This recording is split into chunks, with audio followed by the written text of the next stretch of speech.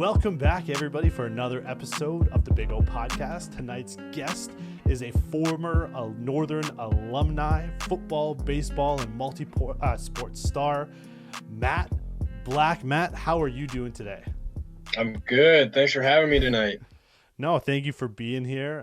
It's not often that we get to have a two-time, not one time, but two-time Grey Cup champion for his hometown Toronto Argos. Not often, you get to be drafted by your hometown team and get to play your entire career for that team. What was that like for you? Oh man, that was a fairy tale right there. I remember sitting in the computer lab at Saginaw Valley and pressing refresh, finally seeing my name drafted, and then to be able to play my full 10-year career there was a dream come true. Something I'm so grateful for. Now, obviously, you see I have some football jerseys in the back. You got some New England Patriots and some USC and Drew Brees from the New Orleans Saints. Are you an NFL fan? I am. I watched some NFL. A couple of my buddies, former DBs that I played with in Toronto, we have a pool. So that's fun, but I'm not like a diehard like one team. I'm a fan of the guys that I've played with. So, one guy that I'm rooting for right now is Deontay Spencer down in Denver. He's doing his thing, man. So, saw Deontay come up here as a young guy. I know he's developed into a tremendous ball player and really happy for him, to see him living out his dream right now. And it's interesting because, the CFL, being the Canadian Football League, has, I believe, a minimum amount of Canadians that need to be on each team, because obviously we'd love to have a league full of Canadians, but there are some American guys who either have formerly played in the NFL or have gone to JUCO and trying to get back into the NFL. What has that been like, getting to play with different guys either that you didn't actually go to school here, so you didn't even have the Canadian college experience, but what was it like to play with, either Canadians or Americans trying to get to the NFL? It was awesome. And, it's an interesting question because, you get a lot of guys, especially young guys, who come up and, they think that this is going to be a cakewalk for them and they're just going to stay up here for, a year and ball out and do all these great things and then be right back down to the NFL. And they come up here and their eyes are open. They're like, wow, these guys are playing football, man. It's, it's a little bit different, but it's still ball and their talent. So, I think it's an eye opener for a lot of guys, but it's a great opportunity for guys to come up here and show their talent. And a lot of guys fall in love with the CFL pretty quick, man. They love the work-life balance that they have. They, there's a lot of politics down south, and they're they're not a big fan of that. And it's a little bit more pure up here. But I know a lot of guys that have come up here, man, and they have no interest in going back down south. They not only do they love the country, they love Toronto, especially. That doesn't hurt, that they're living in one of the best cities in the world. So it's really cool to see guys come up here and really, adapt to the culture and fall in love with it and really embrace it. And, I had an opportunity to play with, was one of my best friends now to this day, Chad Owens, and he just moved back to Hawaii, but, he loves Canada, he's loved Toronto, and, he's one of those guys that, fell in love with the city and, had opportunity to go back, but, chose to stay here. So, we're grateful for his service. And, it's an interesting perspective when guys come up here and they realize how much fun the Canadian Football League really is. For sure. I mean, I grew up in the days of like Damon Allen, Mike Pinball Clemens, Doug Flutie. So guys who, tasted the life of the NFL and ultimately found their home in the Canadian Football League. I mean, obviously Doug sort of flip-flopped back and he went back to play in the NFL. And then you hear names more recently like, Johnny Manziel. You've had Chad Ochocinco played for, I believe, Montreal for a little bit. Yeah. And so it's interesting. And then you have some guys who do have success in the CFL who then find a home in the NFL and play. Now, you grew up playing Canadian football. You grew up playing at Northern Secondary and then taking your talents in college to the United States. What was that adjustment like for you going from one set of rules to another? Football is football. The difference coming from Canada to the United States, the field's smaller. There's an extra down. The game is more physical because it's in a tighter confinement of the field. So you physically have to move people. So that's why those interior linemen are so big, and those linebackers are built like nobody's business, man. Those guys are put together, right? Because they got to hit people, and For there's sure. some big boys down there, So that was one of the biggest differences that I noticed coming from Canada to the U.S. It was just, you have to be a little bit more physical. You gotta stick it in there sometimes because there's nowhere else to run. Like you can't run around the edge. You just got to go through the guy. So, Right. so that was one of the biggest differences. And then also to the seriousness of the game. I'll never forget my rookie year, my freshman year of college. We were playing our basically in town rivals. So Saginaw Valley and Northwood. Northwood's like, I don't know, 15, 20 minutes down the street from us. So big rivalry whenever you play them. I think it was the first game of the season, and man, we got our butts whooped. And our coach was livid. And I just remember going into film on Sunday after we had our rundown and watching the film, and just like, I didn't even play, but I was just sitting there just being embarrassed that, we just got our tails handed to us. And, our coach looked at us and he's like, man, if you guys keep this up, you're going to get me fired. Like, this is my livelihood. This is how I feed my kids, and I was like an 18, 19-year-old kid. And I'm like, and Damn, it's a lot of pressure. it was serious. It really dawned on me, like, man, this is people's livelihoods. This is not for fun anymore. This is not a recreation. This is like Yeah. pretty much professional sports. They're paying you to go to school here. Yep. They're giving you a scholarship, and they expect you to produce. And at that point, my mentality just really shifted that you're going to have to work, and you have to be as good as you possibly can be. So, that was another big difference that I noticed. I remember coming back from the US to Canada. The one thing that I noticed was just the size of the field. You get so Right. used to how small that field is, especially playing corner.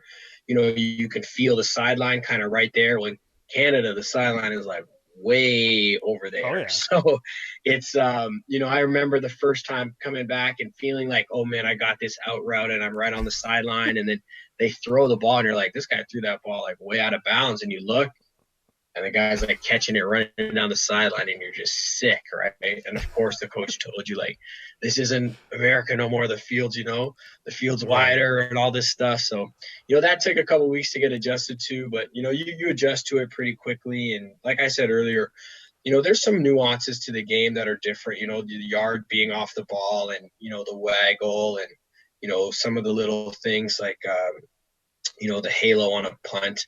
But outside Yep. of that, like it's X's and O's in his football. And if you understand your gap, and you understand your assignment and your alignment, it comes second nature to most guys pretty quick. Now you come from a fairly like athletic background. Your dad was a sprinter who actually got to, I think, run alongside Ben Johnson at some point. What was it like, with you and obviously your brother who also got to play for the Toronto Argos? What was that like growing up in a household that bred competition and knowing that you sort of had this younger brother that you had to play this role model to?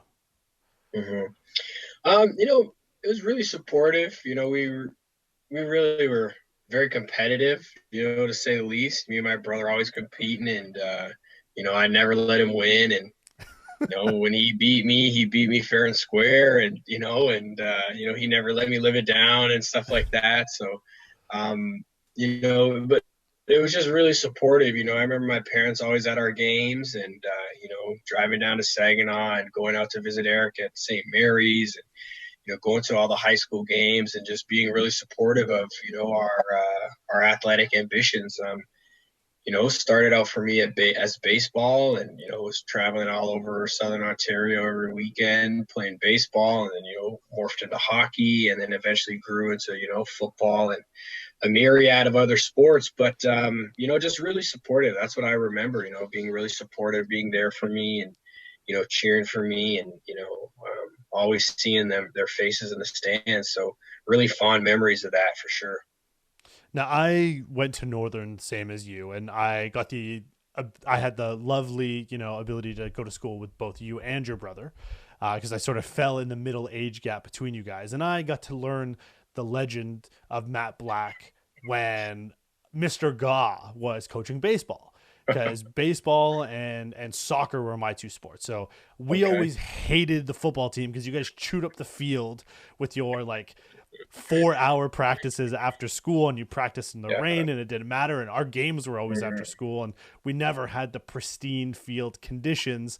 It was always this, especially the junior football team, everyone made it, so there was like, Oh, there's 200 kids, yeah, right? 200 A little kids just army running back back and there. exactly. And so that's when I sort of got to hear the lore of Matt Black, and then what it really sort of hit was when you had the opportunity in 2008 to be drafted. And we were talking a little bit before this, you were back at school when I guess the CFL draft was going on at Saginaw State. And so what were you feeling when you clicked that refresh button and saw that you were going to be playing the following season for your hometown Toronto Argonauts? Yeah, it was really interesting perspective, man. So back then, the CFL draft was just, there was no like TV coverage or none of that stuff. It was just basically done online, and teams would call in, and then they would update it online. So I was sitting in the computer lab. I knew the CFL draft was happening, and um, in the NCAA, there's all kinds of rules. Like you can't talk to scouts, and you can't talk to all these like professional teams and all these things. And you know, throughout the season, I know there was quite a few CFL scouts that come down, and my coaches that talk to me, they've given them calls and all this stuff, kind of leading up into the draft. And Right. you every week you see scouts from all area scouts from all the NFL teams coming around, and so it's not uncommon to see that. Um, and then you know, uh, a friend of mine somehow, I forget who they were, was connected to a scout from some team, and they called me and they're asking me like questions like, would I go to the West and play? And I think it was Edmonton had like two picks back to back or something, and they were like saying that this person was saying that they might take me in those picks or something. And I was really kind of in the dark, and I was, a young Right. kid at the time. And, um, then I'm like, I'm going to go sit down and watch it. So I go down and I'm sitting there, and the first round comes, no name. Second round comes, no name. Third round comes, no name. Fourth round, no name. Fifth round, no name. Now, pretty much like all the DBs on the board have been taken. And I'm looking at these guys like, I know I'm better than this guy. I know I'm better than this guy. I know I'm better than this guy. I know I'm better than this guy. And, sixth round comes. Toronto's, I think their second last pick um, comes, and they select me. And I was like, well, I got, at least I got taken. Yeah. I didn't get taken high, but I know for a fact I know I'm a better football player than all these people that I got taken above me. So I don't know what these guys are doing. But then, I was in a fortunate situation. I was drafted as a junior, so I had another year in Oh. college to play. So I knew I was coming back for my senior year. So for me, it was kind of inconsequential that I was, where I was taken. I was really, really happy that I was taken. Right. Um, and, it just gave me like a real sense of focus. I remember, feeling accomplished, but almost feeling slighted in a way, but Right. also feeling, like I had something bigger to prepare for. Right. Um, so, I really was focused. I was at university. I stayed all summer, was training, working on campus, and, just really focusing on being a football player. And, just had that in the back of my mind and was, not focused on it, but, knew it was there. And then, just really excited. I just remember being really excited and really happy. Like, man, of all the places I could have gone, sure, I didn't get taken high, but man, it's Toronto. It's home. Like, I'm going to Right. be at home. I'm going to be in front of my friends and family. Like, it can't get any better than this. And, sure enough, it all worked out. And, I came up here in 2009 was my first year after I graduated university, and, spent the next 10 seasons playing for the Double Blue. So, you know, I think out of that draft class, I think I was the last DB playing out of all of that draft class, if I'm not mistaken. So, Wow. um, I think, and of that draft class, if I'm not mistaken, I think I was the last like the last of the Argonauts draft class still in the CFL when I retired. So, Wow. I was, I played I had a lot of fortune, being in Toronto, and, didn't have very many, career threatening injuries and stuff like that. So on very many levels, I was very, very fortunate, and, a lot of great coaching, like a lot of great coaching. I think I was very, very fortunate with the coaches that I had in my career, and they're instrumental in, kind of my development and growth as a player. And then, GMs and coaches that believed in me. So, very fortunate to, have been drafted by my hometown team and been able to, play out my career here. And, very, very grateful for this organization too, for the opportunity they presented me now. And, it's, as I look back on it, I wouldn't change a thing. I'm glad, Greg Mond and Adam Rita drafted me when they did. It was the perfect timing, and, really, really, really, really happy with the way things planned out. So a lot of athletes who get drafted or signed or play professional sports sometimes never reach the pinnacle, never even get to the big game. You were fortunate enough to win two Grey Cups, and both sort of at different stages of your career. The first one, I think, you're 3 years in. You win the first Grey Cup in 2012. What was that feeling like, being a relatively new but established football player with the Toronto Argos? What did that Grey Cup mean to you? That one was really amazing, man. That was an amazing team. When I think of the Grey Cups that I've won, I think about the teams and the bonds that we have, and, how everyone's so locked in and dialed in and focused all year long. But that one was really special because, the magnitude of the game. It's the 100th Grey Cup in Yep. Toronto, and, in front of, sold out, a Sky Dome, and it's I should say Rogers Center now. But, it just an amazing, just an amazing feeling. I was so kind of like it was almost like an out of body experience all week, Grey Cup week, Right. because, we played in Montreal on the Saturday or Sunday, I forget. We played in Montreal, then we flew home, and then the next day, I believe it was Sunday we played, and then we in the East Final beat Montreal, flew home, super excited, getting a million and one calls from family and friends, like, you're going to the Grey Cup, it's at Toronto, it's, the 100th, like, yada, yada, yada. And then the next day we had like a team meeting real quick, and then we drove down to downtown for a pep rally.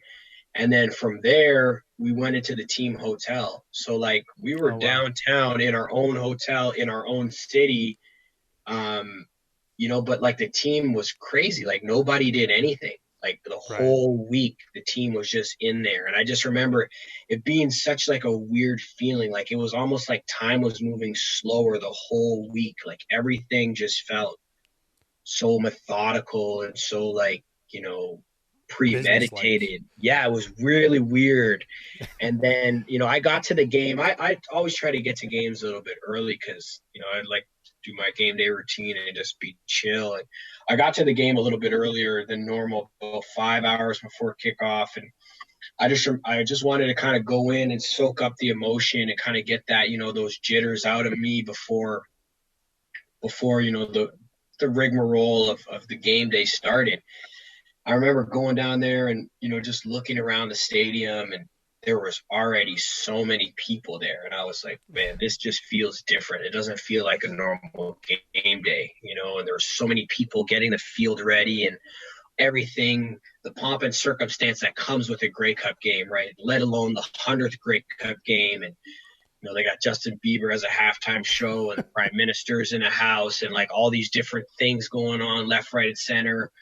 So I remember walking out and just seeing all this stuff happening and being like, like, this is what it's about. This is what you've always wanted, right? And so that was a really cool experience, man. And I just remember that team, and I remember all those guys on that team and how focused everyone it was. And actually, one of my teammates the other day, Etienne Boulay,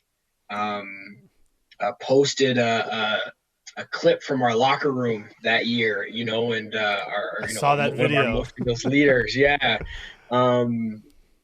EJ Quale, man, is that guy, man. That guy. That was a special year, man. That was a squad full of goons, man, and everybody came to ride, and it was, that was an amazing year. So, just to see that video again just brought back a flood of emotions from that year, and just remind you of how fortunate you are to have those experiences.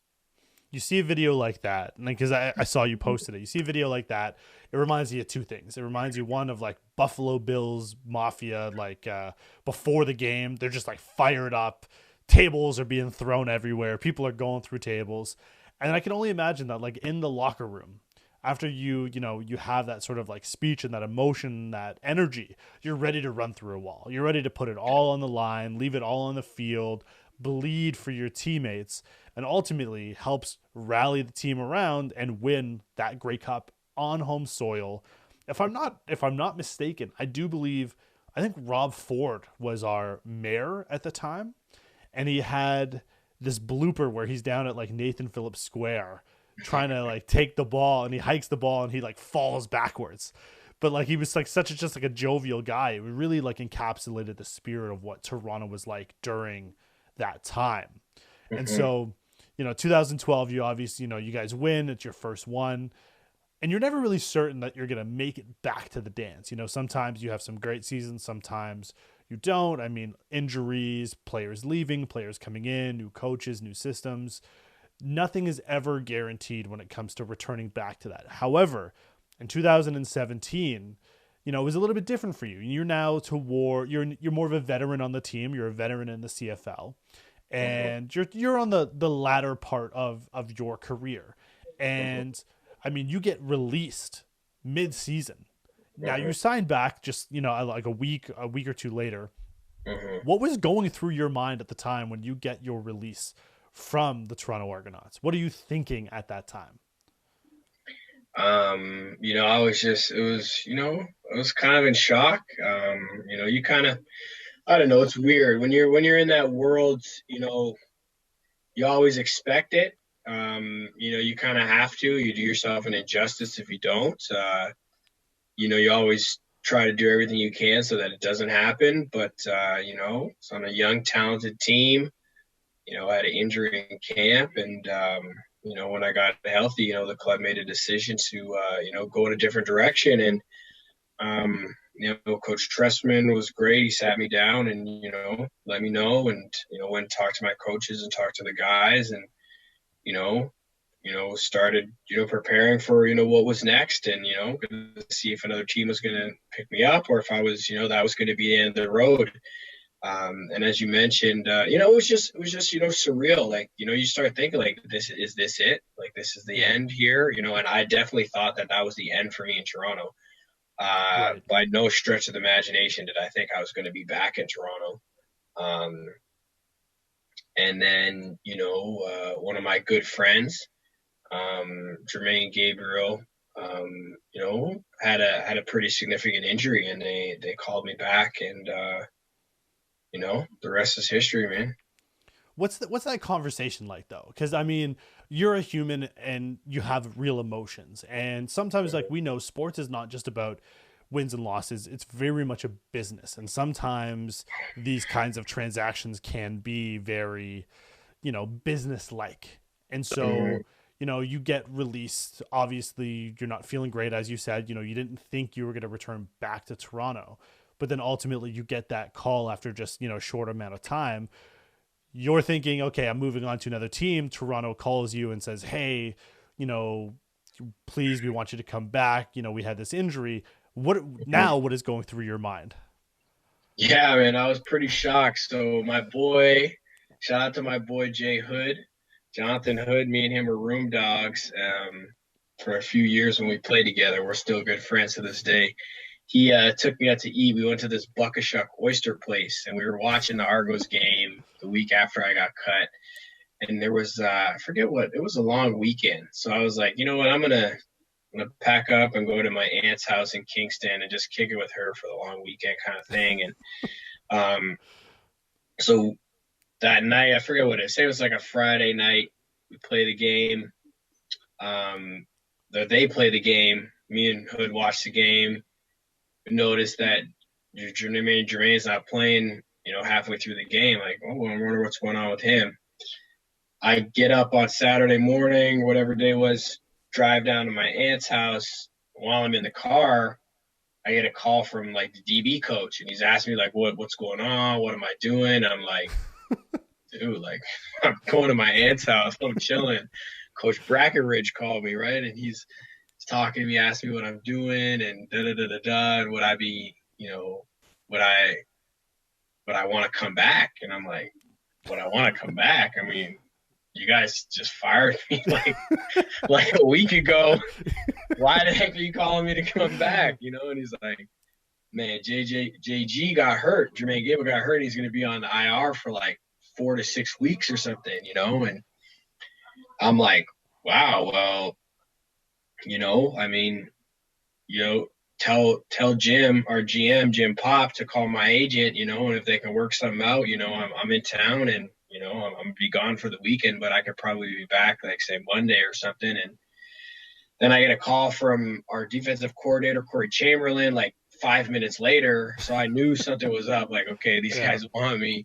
And then, I talked to Cham for a little bit. And, I mean, you have to realize too, when you're in this business, like you really have to take the emotion out of it. You for can't let sure. your emotion, cloud your judgment. You have to do what's best for you, and you have to understand that there's a lot of difficult decisions that have to be made. Rosters are limited. There's specific numbers, and these guys are, they're playing, they're playing a chess game, right? And Yeah. sometimes you fall outside of that lines, and it's a competitive business, and it's difficult. It's really difficult. And, being in my role, you see some of that stuff now, and it's tough, right? But, they handled it well. And, I think we tried to handle it as well as we could. And, I think, what was it, the Monday? I think that Sunday I came back to Toronto, and Monday I showed back up, and,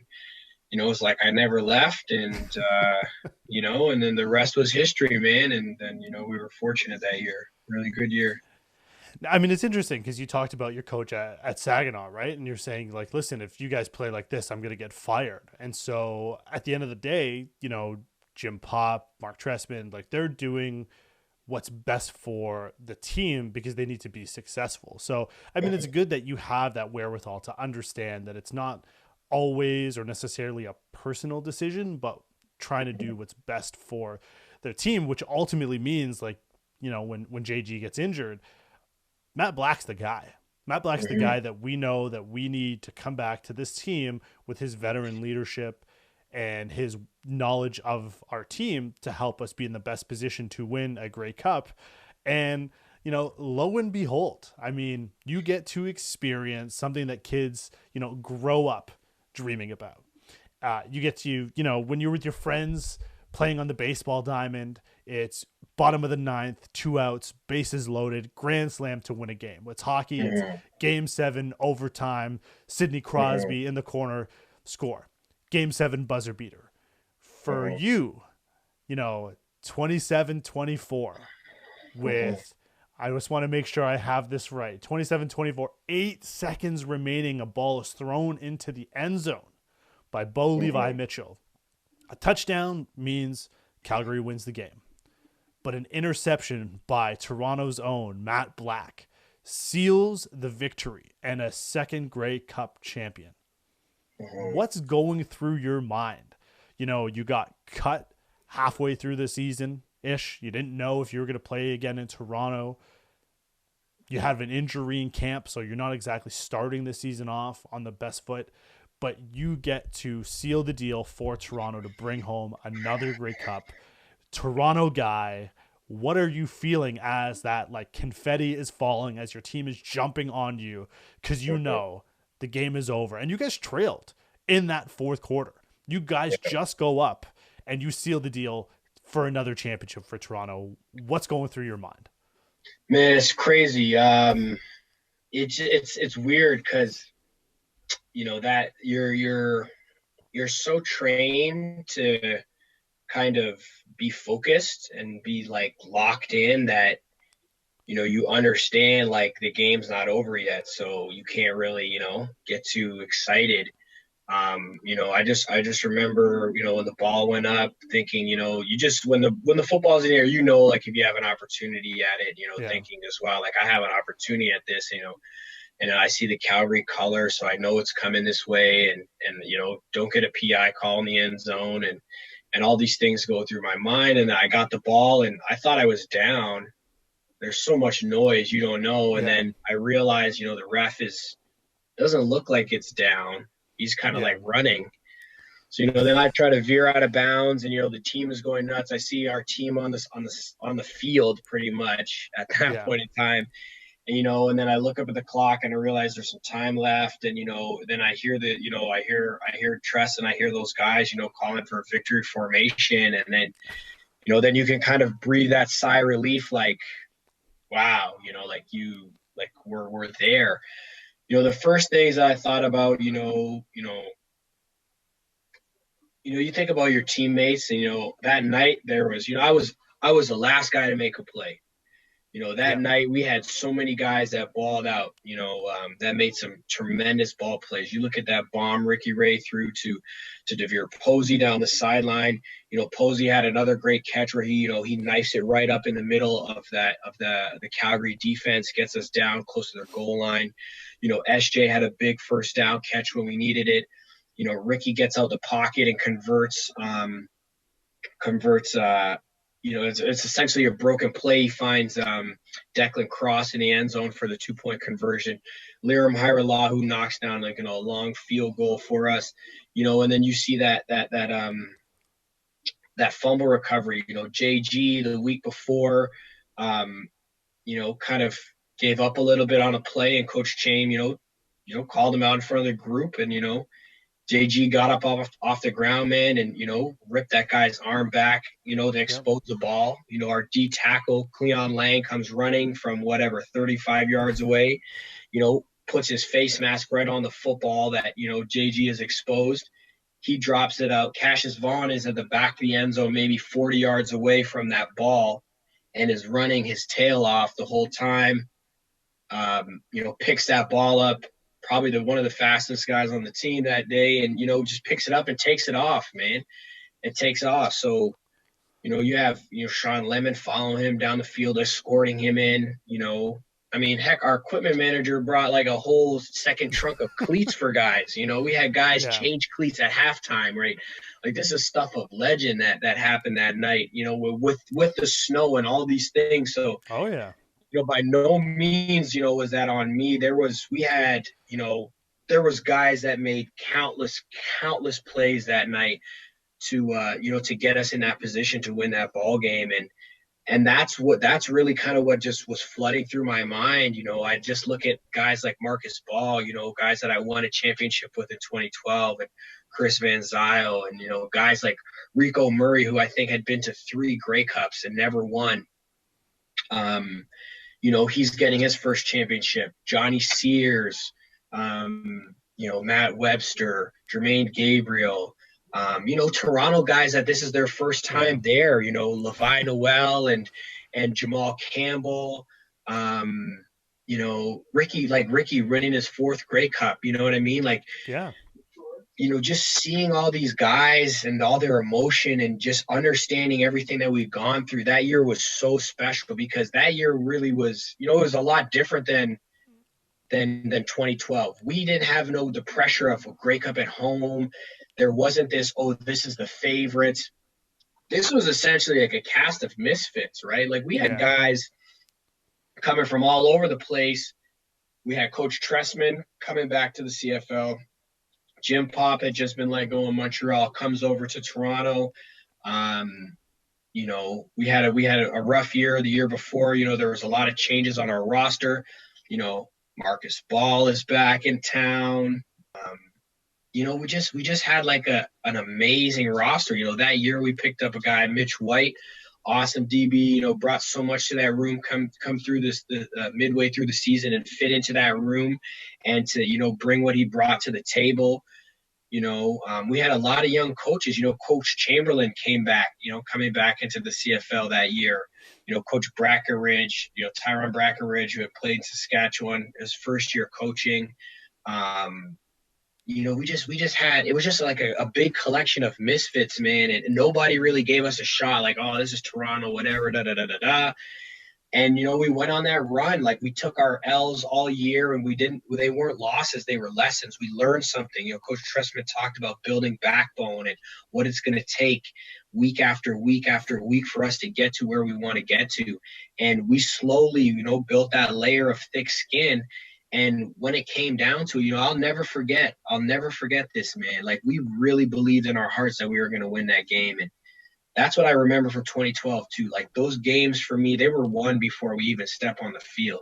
Um, we played in 2012. That team, when we left that locker room, we knew we were going to win that game.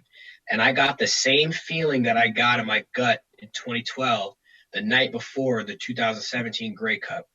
Wow. We did a highlight video before every game. Our video dude, John Magri, puts mashes up after you win. He puts together all highlight of all the great plays from the week before, and you play for the team in the team meeting the night before the following game. So he did one for the whole season, man. Wow. Um, Him and our video guy at the time, a couple of them, they all teamed up and did this dope video. And it's just the hair on my neck stood up, man. And Marcus Ball, that guy, I love that dude, man. To the day I die, I love Marcus Ball, man. He just stood up, and he's such an emotional dude, man. He just let his emotion out, man. And that feeling just came over me. And at that point, I said, man, this team's going to win a Grey Cup. And, It, we got up the next morning, and, our coaches told us point blank. They said, Coach Tressman said, keep this game close. This game is going to be won in the last 3 minutes. If we keep them within one score or within striking range in the last 3 minutes, we're going to win this game. And that's what we did, man. And that's exactly what we did. And we just executed. So, none of this stuff is not by accident. This stuff doesn't happen right. by accident. It's not dumb luck. Everything is calculated, and everything is, it's envisioned in your head before it happens. And, I just feel to a man that in those rooms, like we believe on those 2 nights, we just believed that we were going to win those games. And, we did what we had to do, and the chips fell in our favor. But really just you just think about those things, man. It's crazy surreal when I look back at it now. Just a couple years removed. How amazing that team was, and how resilient we were, and how many guys stepped up to make plays when we needed it the most.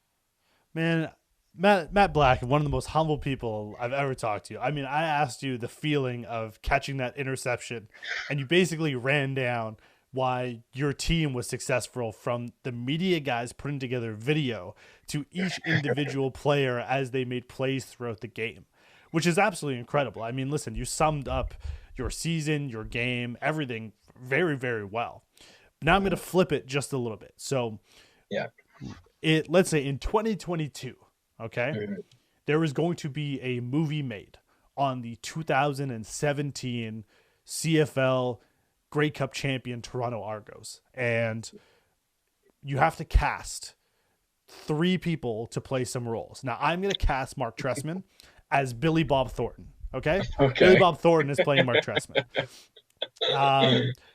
So what Oh I want you to man. do, I want you to cast who's going to Jeez. play Ricky Ray, who is going to cast another instrumental player from the game. I'm going to let you choose who that player is. And then I Yeah. want you to tell me who, I'm telling you right now, is Man. the lead of this movie.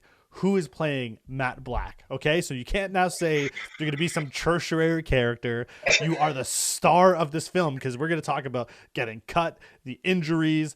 Oh I mean, gosh. we're gonna get to the promise you made to Ava in a second as well. Yeah. And so, who's playing Ricky Ray, who's playing the player of your choice, and who is ultimately playing Matt Black. Man, so I'm not good with movie actors. I don't know names. I kind of recognize faces. So, man, you're gonna have to help me out with this one. But Sure. Ricky Ray. So Ricky's an awesome dude, man. Ricky comes off as like pretty dry, and he's got a dry Yeah. sense of humor, but he's really funny, Okay. and he's like a reserved kind of guy, but he's hilarious. Like Ricky will drop little one-liners and crack up the whole entire room, and people will be like, "Who said that?" And then you look behind you, and it's like, "Oh, that was Ricky." And like, like he's an awesome dude. He's a really really awesome dude, and he's funny. So, it's gonna have to be someone who's kind of like quiet but like slick at the same time, because that's Rick. Like he's quiet, but he's humble, but he's slick guy. Okay. I can't really think of anyone off the top of my head. Okay. An Move to the inter- second player. I'll think about who I yeah, then think might be a good Ricky Ray. the second player. I'm gonna go with who am I gonna go with, man? There's a few guys that we could go with.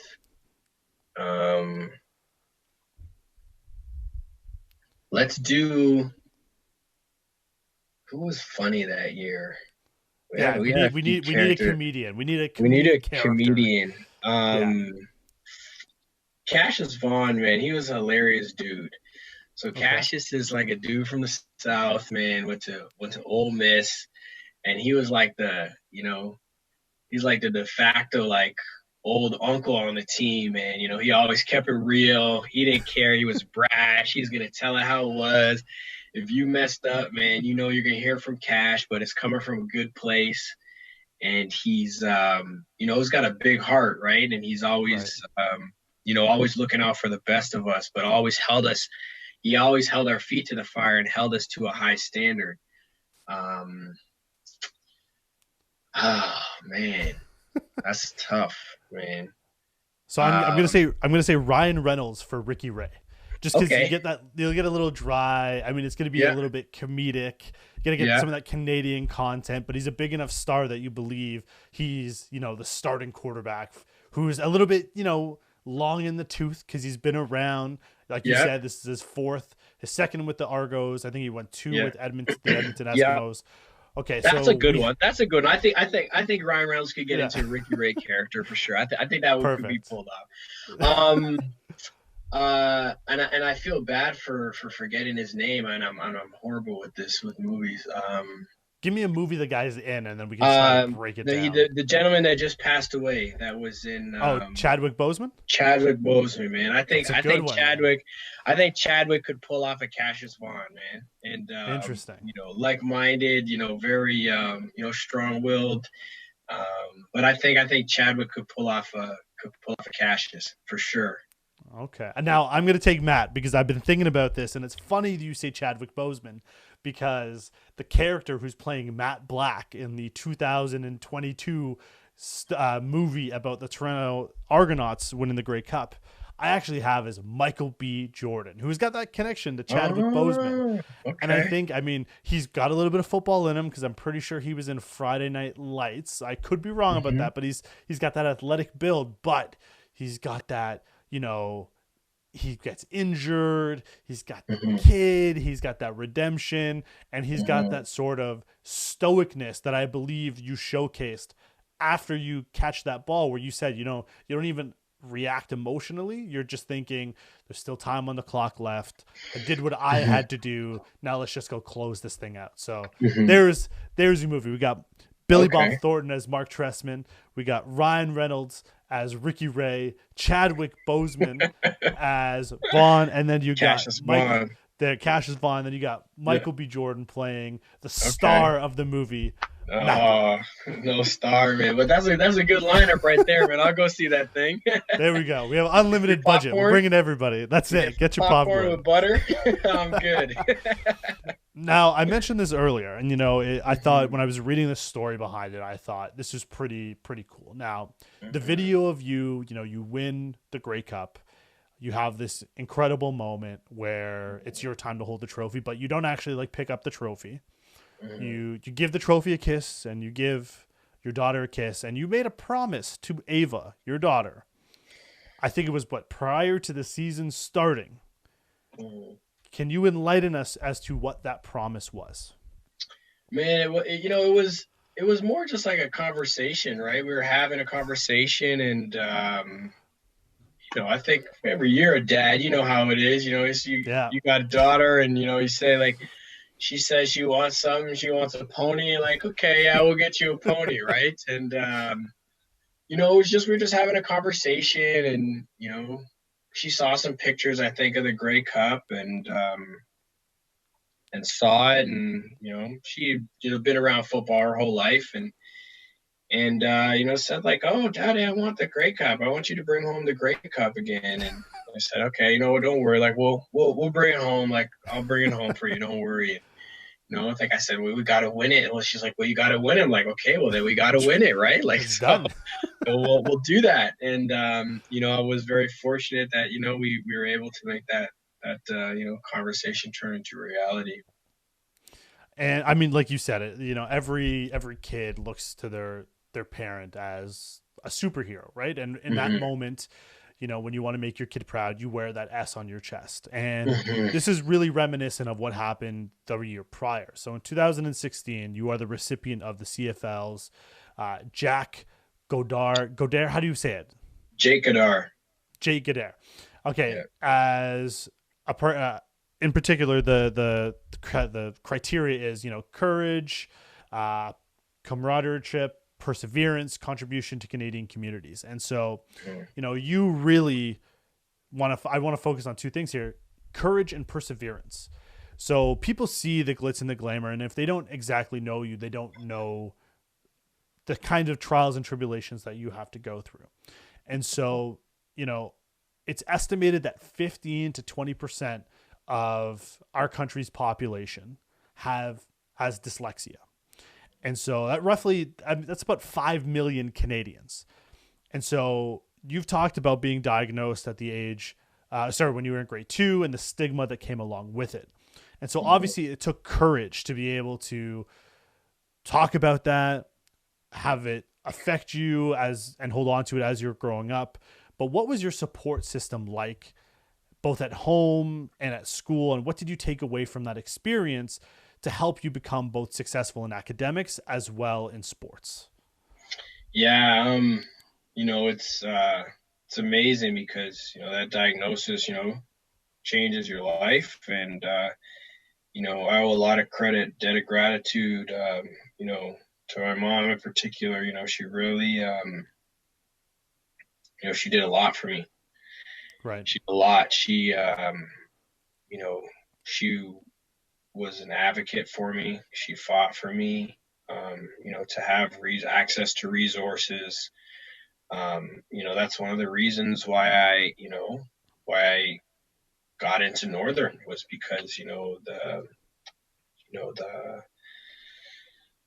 the special ed program that they had was one of the best, and she did some research, and she wanted me to have a good access to good teachers and to good resources, and push myself. And that's how I really she went to bat for me to open those doors, because I grew up at Jarvis and Dundas. Like, my home school was Jarvis Collegiate, right? So I really Right. had no business up there, and somehow, some way, she did what she had to do to get me, into the best possible situation. And she did that for, her whole life, and I owe a big debt of gratitude to her for that. She, that woman single-handedly changed the trajectory of my life by a lot of the decisions that she made. And, forever, forever grateful for that. And the support system that I had was, it just told me, taught me resilience. It taught me, the value of hard work and, what you can accomplish with hard work and dedication. And, you know, um, I don't think I would have played a 10-year CFL career. I wouldn't have played professional sports had I not been diagnosed with dyslexia. And I was just a regular kid, that learning came easy to, and all Right. these things in life came easy to because, I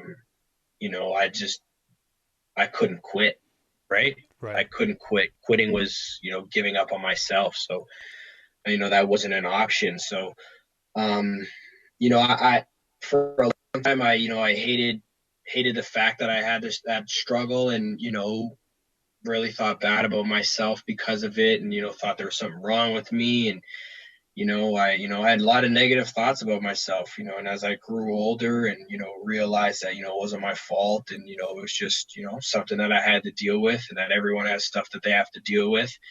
I started realizing that, my work ethic, was something that separated me from everyone because I just had to work so hard just to learn to read and write at, a Right. proficient level. Um, that, when most people were past that stage, I was still going through it. So, Right. it just translated to everything in my life. The persistence just was there and it just made me, kind of relentless at getting what I wanted out of life. And really, it changed my perspective on life. Like there's really nothing that is out of my realm now because of the things and experiences that I've had that, if I want something, there's a way to get there. There's a way to make it happen. And it's just a matter of, finding that right mix of hard work and persistence and time and dedicating enough time to it. And, so for me, that diagnosis, it's at one point in time it was horrible, but, now I look back on it and I'm, so grateful for having this and for the lessons that it's taught me and the doors that it's opened for me. And, um, I just encourage anyone that's dealing with, any kind of struggles, be persistent, be patient, and don't quit on yourself. It will get better. Um, and, to all those teachers that I had, over the course of my, elementary school and high school and, university and all those things that helped me through this, like, so grateful for everyone that, did so much for me. And, it's, teachers are special people, man. And, they do a lot. And, there were some people, I remember in elementary school, there was a teacher that stayed like every day after school with me just, do extra work on my reading and writing, all the way up, all the way through elementary school, like all the way to grade 8 and stuff like that. So it was a labor of love for me from a lot of different people. And, I'm really grateful. So, that's part of why I try to give back as much as I can because so many people, on my sports journey gave to me volunteer time. It did so much for me. And then, in my extended community, so many people in my life have done so much for me that I feel it's only right to, turn around and give back what I can. Now, I mean, you mentioned your mom obviously going to bat for you, right? Being your biggest advocate. And as a parent now, I'm sure you can see, if you ever had to experience anything like that. But even if you don't, I mean, just always being your child's advocate and understanding that with the support systems put in place, your child can achieve anything, whether it's Mm-hmm. becoming a doctor or professional or being able to just catch up on something that they're a little bit behind on. And the saying Mm-hmm. is that it takes a village. And in your case, I mean, you're talking about it. You're talking about your mom, you're talking about your teachers. And then there's another person who also played an instrumental part in your life. Maybe not so much in academics, but when it comes to your football, uh, Coach Prisco, Mm. right? And so obviously he's one of your mentors. What Mhm. impact did he have on your football career, and how are you paying it forward now to the next generation? Man, Coach Prisco, man, that's a special guy. Wow, man, he's we still talk to this day. He's someone that I'm always going to be in contact with. The one thing that I'm so grateful for Coach Prisco, he always keeps it real, man. He's very blunt, he's straightforward, man, and he tells you, in life, the one thing that I've learned, and he really showed me this, you need people around you that tell you what you need to hear, not always what you want to hear. Right. And Coach does that, and he does that in a good way, man. And he's been there for me so many times when I needed it the most. I'm so grateful for our friendship. I can't tell you how grateful I am for that friendship that we've had. And it started on the football field, exactly like you said. He saw something in me, he saw some tenacity, he saw some grit in me, and he fueled it. He pushed me forward, and he gave me big hopes and dreams, and he told me that I could get a scholarship to do this. And I believed him, and I just ran with it. And I was fortunate to get one. And he coached me at Toronto Wildcats, he coached me at Northern. And heck, he still coaches me now in life. I call him for advice, and we chat every once in a while, man. But I just called him the other day. So, Coach, if you hear this, show me a call back, man. But though, like my legacy of great coaches, really starts with him. On the football field. Without coaches, there players struggle, right? They need people that will lead them, will push them, and will guide them in the right direction, and empower them to make those investments in their own career and their own future. And he did all of that and really laid a solid foundation for me, and gave me the right perspective on sports, and how to kind of approach it, and how to try to maximize this game for what it's worth, and you know enjoy it while you're at it. And I'm so grateful to have that as the my starting point, because it kind of spread throughout my career. So I can't say enough good things about Coach John Prisco, man, and the things that he's done for me. Now you do get back. I mean, you were part of the Jumpstart, the Canadian Tire Jumpstart program, MLSE Yeah. Launchpad. I mean, there's a laundry list of the organizations that you have helped, which ultimately helped let you win the 2016 Mhm. award because it has to do with your help in the Canadian communities. Now I know we're Yeah. tight on time, so I want to ask you one last question to get you Go sort of ahead, out of man. We here. can we can keep going. Don't worry. We Okay, got some time. perfect. Now you retired, right? So you Yep. retired. You were fortunate enough to take a position with Maple Leaf Sports and Entertainment as a player relation advisor and football operations assistant. What has Mhm. that transition been like? And how do you like your new role? And as well as how has COVID sort of affected the job that you do right now? Yeah, man. So I've been very fortunate. MLSE's been awesome. I got a series of great bosses, like super experienced, knowledgeable people on the business of sport, and I'm learning that. And they threw me in that thing head first, man. They threw me in that thing head first, and they put a lot on my plate, and see what I do well. And they've been really giving me an amazing amount of autonomy and opportunity, really. Like, they've exposed me to all kinds of different facets of the business, and really have been fortunate to carve out a niche. And starting with our president, Bill Manning, he does an amazing job of leading from the front. And I've had some great conversations with him as a player, and when I was exiting the game, and help me with this role. And now with our GM, with Michael Pinball Clemens, it's that's a whole nother like kettle of fish, and amazing like experience, working with a guy like him. And uh, so intelligent, so thoughtful, but very calculated, and very, Oh yes. very I gotta say this right, like very meticulous in his intentions, right? He's Right. very intentional. The things that he does are not by mistake, and it might take some time to really see what he's doing, but when you do, you're just like, ah, I get it now, right? And Right. it's it's awesome. It's awesome working for him. Not only him being the legend that he is on the field, but the individual, and seeing what he does with his life, and how tremendously busy that man is. Right, like he's Yeah. just endlessly busy, and he makes time for us, and so that's very motivational in its own. And then really getting a lot of exposure on the business side as well.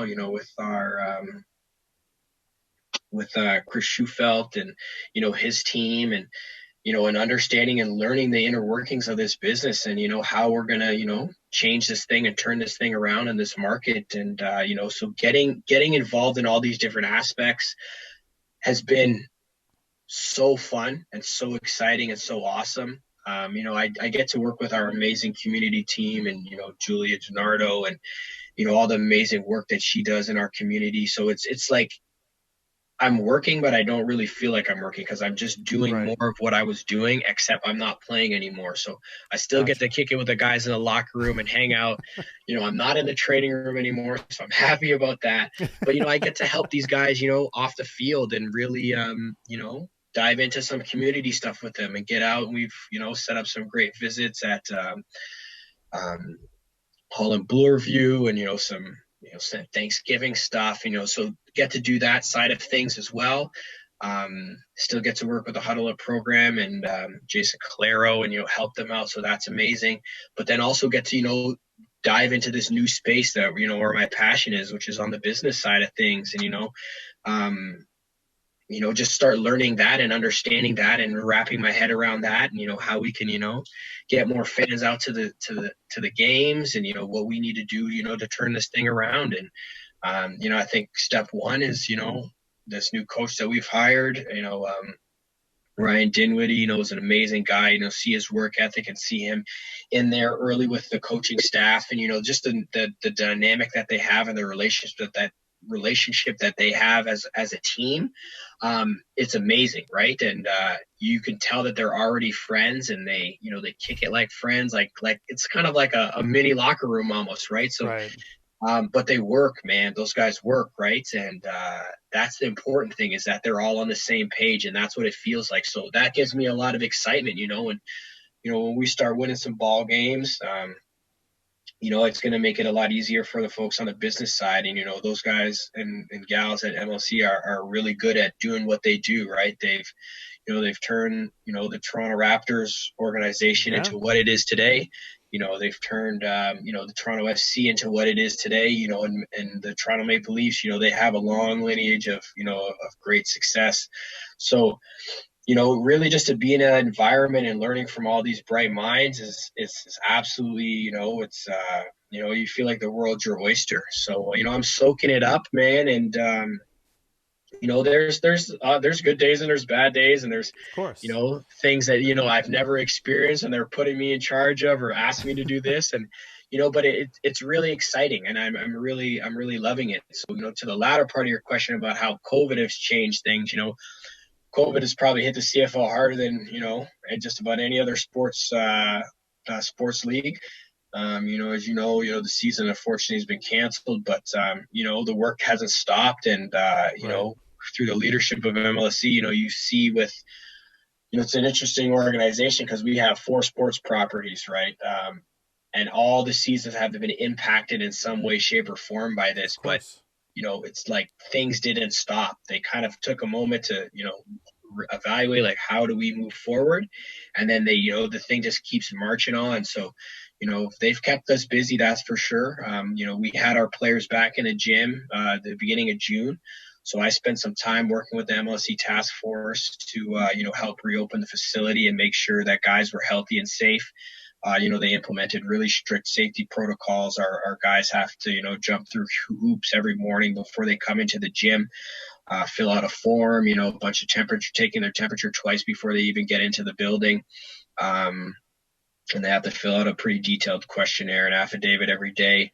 The facility is cleaned after every group of 4 guys comes in. top to bottom. So, just being in charge of that and understanding all the inner workings of that and making sure that we're, abiding by all the public health and safety protocol, was a big task. It's something that I had no prior experience with, but, they had a great task force that we could lean on. And, with our head athletic therapist and myself and a couple other people, we dug in and all leaned in and got that open for the guys. And, we just try to make the most out of this. So we dropped off, I think, somewhere in the neighborhood of 3,000 pounds of weights to our players during the lockdown. Wow. So a bunch of trips out with pretty much took all of our weight room out and hand delivered it to all these guys, dropped it off on their front porch, all over Southern Ontario to make sure these guys could stay in shape during the off season, when everything was kind of still in stage one. And, I'm talking early March and April before the facility opened. So, we, just because we weren't playing, we were still, behind the scenes doing everything that we could. And, that kind of comes from, Pinball's guidance, is just, being methodical and being, really intentional in what we do. So we wanted to make sure that, our players that were in market had the best opportunity to be successful should there be a season. Unfortunately there wasn't, but, our facility is still open to these guys, so they have access to it. And we're just trying to ensure that our players are in the best possible shape that they can be in, so that, this time isn't, a negative. This is, I think, there's two ways to look at this. This could be unfortunate, or it could be, it could buy guys some time. All of our, you look at Matt Nichols, he's coming off of shoulder surgery. Like, this guy's shoulder is going to be 110% when he comes back to throw footballs, right? So I think if we take this time and we're productive with it, and we make the most of it, and we just keep our head down, and we just keep putting one foot in front of the other, when things kind of settle down, I think we'll be able to pick up right where we feel we left off from. And I think that comes from our leaders, from Bill, from Michael, and from Ryan. These guys just are consistent, and they just keep working. And, that's the trend that we follow. And I think when you have that, that type of leadership, it makes it easy to do your job, and it makes it easy to do your job at a high level. So, again, I've been very fortunate to have great leaders and great coaches and great mentors along my journey. And, where I'm at right now is the same story. Man, that dad positivity, there is still work to be done. Yes.